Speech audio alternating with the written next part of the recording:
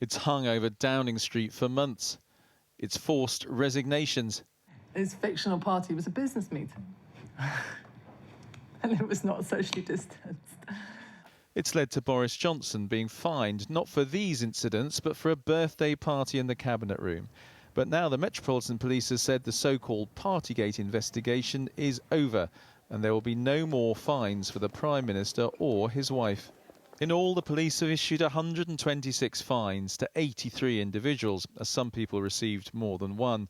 In fact, 28 people received between 2 and as many as 5. We're not identifying people who may have been involved in this investigation. We also looked in this process at over 1,000 separate documents and bits of material to make sure that we had strong evidence. And it was only when we had strong evidence that we made a referral for a fixed penalty notice to be issued.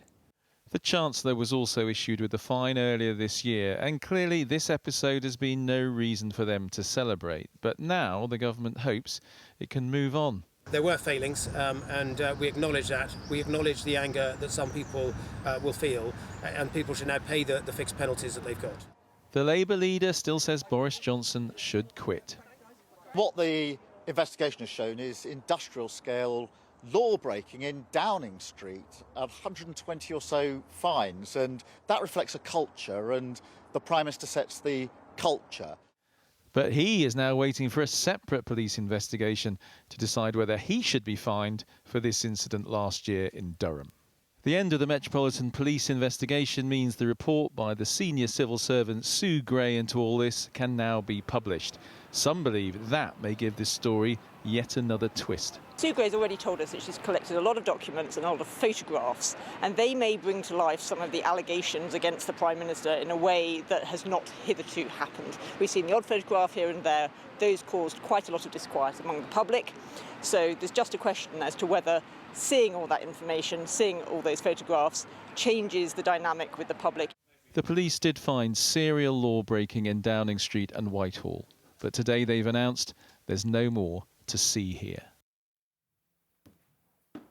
Let's go live to Andy now. And Andy, you are standing outside what is probably the most fined building in Britain. The Met investigation is over now, but is that the end of it?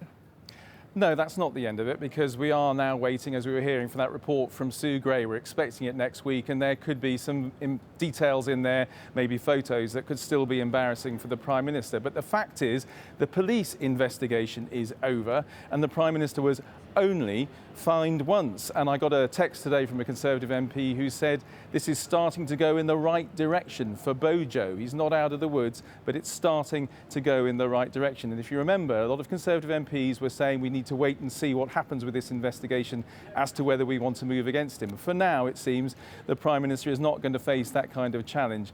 And the real irony tonight is the political leader who still has a police investigation hanging over him is not Boris Johnson, it's Keir Starmer.